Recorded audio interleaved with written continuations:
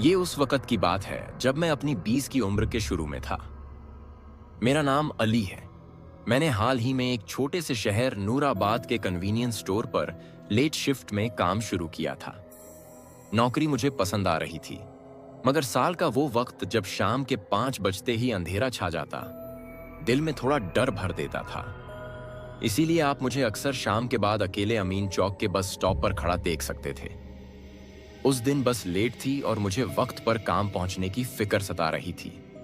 नई नौकरी थी और पहले ही हफ्ते में देर से पहुंचना बिल्कुल भी मुनासिब नहीं था।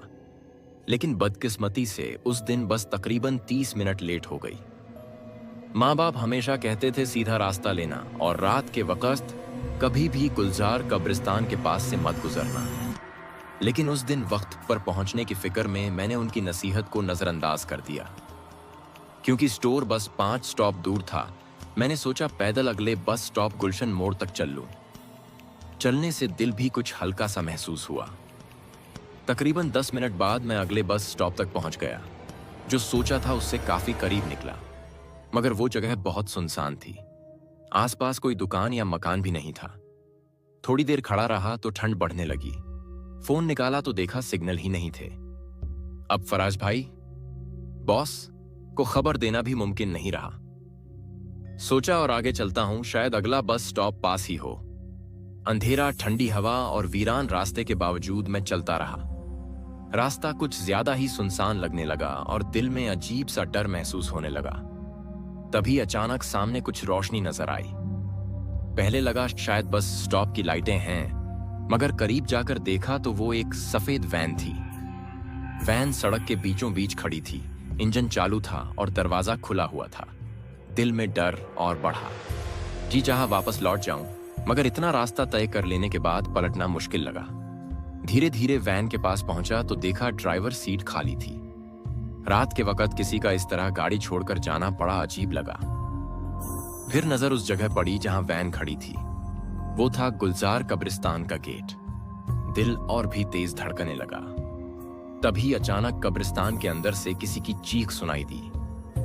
बगैर सोचे समझे मैं फौरन गेट के अंदर दाखिल हो गया। अंदर चारों तरफ फैली कब्रें थीं। मैं चीख की आवाज की तरफ धीरे धीरे बढ़ा। कब्रिस्तान के बीच में एक पुराना सा मजार था। वहां इतनी तारीकी थी कि स्ट्रीट लाइट की रोशनी भी ठीक से नहीं पहुंच रही थी। कुछ पल रुककर खड़ा रहा, शायद फिर से कोई आवाज सुनाई दे। फिर अचानक मुझे बेलचे की आवाज आई, जैसे कोई मिट्टी खोद रहा हो। उस वक्त दिल बुरी तरह दहल गया कि शायद ये सिर्फ खोए हुए लड़के का मामला नहीं, बल्कि इससे कहीं ज्यादा खतरनाक है। दिल में शक हुआ कि शायद उस संदिग्ध सफेद वैन वाले का इसमें हाथ है, मगर हकीकत जानने की चाह मुझे उस मजार के पीछे ले गई। जो मंजर वहां देखा वो आज भी याद है।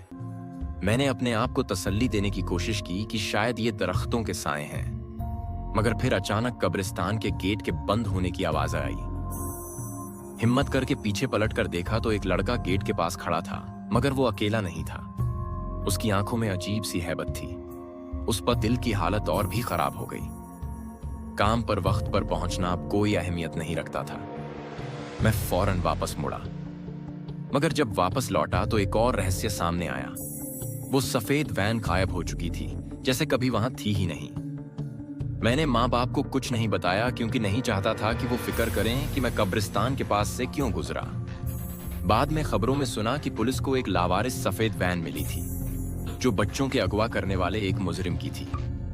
पुलिस ने लोगों से कोई जानकारी मांगी, मगर मुझ में कभी हिम्मत नहीं हुई बताने की कि उस रात मैंने क्या देखा था। आज तक पुलिस को उस वैन के मालिक का कुछ पता नहीं चला, और शायद मैं भी कभी फिर उस कब्रिस्तान के पास जाने की हिम्मत न कर सकूं।